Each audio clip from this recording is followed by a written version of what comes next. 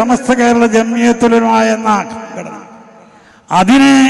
അതിന്റെ സംഘടനയെ നേതാക്കന്മാരായി തെരഞ്ഞെടുത്താൽ അവർ നമ്മുടെ നേതാക്കന്മാരാണ്. അവർ പറഞ്ഞ് നമ്മൾ അനുസരിക്കുക, അങ്ങനെ പോകേണ്ടതാണ്.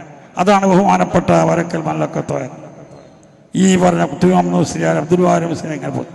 ഇന്നിപ്പോ സമസ്തയുടെ പ്രസിഡന്റായിട്ടുള്ളത് ബഹുമാനപ്പെട്ട ജിഫ്രി മുത്തുക്കോയ തങ്ങളാണ്. നമ്മളാരും തരം താഴ്ത്തി പറയരുത്, വേറെ തങ്ങന്മാരും തരം താഴ്ത്തരുത്, സാധാത്യങ്ങളാരും തരം താഴ്ത്തരുത്. അപ്പോൾ ബഹുമാനപ്പെട്ടതായിരിക്കുന്ന വരക്കൽ ബഹുമാനപ്പെട്ട ജിഫ്രി മുത്തുക്കോയ തങ്ങൾ 3 തങ്ങന്മാരാണ് സമസ്തക്ക് പ്രസിഡന്റായി വന്നത്. ഒന്ന് വരക്കൽ മുല്ലക്കോയ തങ്ങൾ, ഒന്ന് അസൂരി തങ്ങൾ, ഇപ്പൊ നമ്മളെ ജിഫ്രി മുത്തുക്കോയ തങ്ങൾ അയാളാണ് വന്നത്. ജിഫ്രിയെ സംബന്ധിച്ചിടത്തോളം കുറെ എനിക്കറിയാം.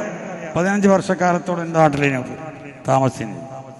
അതിൻ്റെ എല്ലാ അനുഭവമുണ്ട് പല വിഷയത്തിലും. സമസ്തൻ്റെ പ്രസിഡന്റ് ആടിന് മുമ്പ്, കാര്യങ്ങൾ കാണുന്നതിന് മുമ്പൊക്കെ ഞങ്ങൾ രോഹിക്കാരാണ്.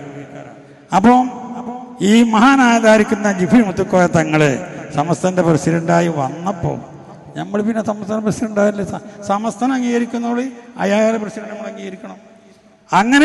അങ്ങനെയുള്ള ആളുകളുടെ നേതൃത്വത്തിലായി നമ്മൾ പോകണം. അതിനൊരു തകരാറൊന്നും വരാൻ പാടില്ല. പിന്നെ നമ്മുടെ സമസ്ത കേരള ജംഇയ്യത്തുൽ ഉലമാ അതിൽ നമ്മൾ വിഘടിച്ച് പോയി കഴിഞ്ഞാൽ ഇവിടെ നശിച്ചു പോകുന്ന ഇസ്ലാം ദീനാണ്.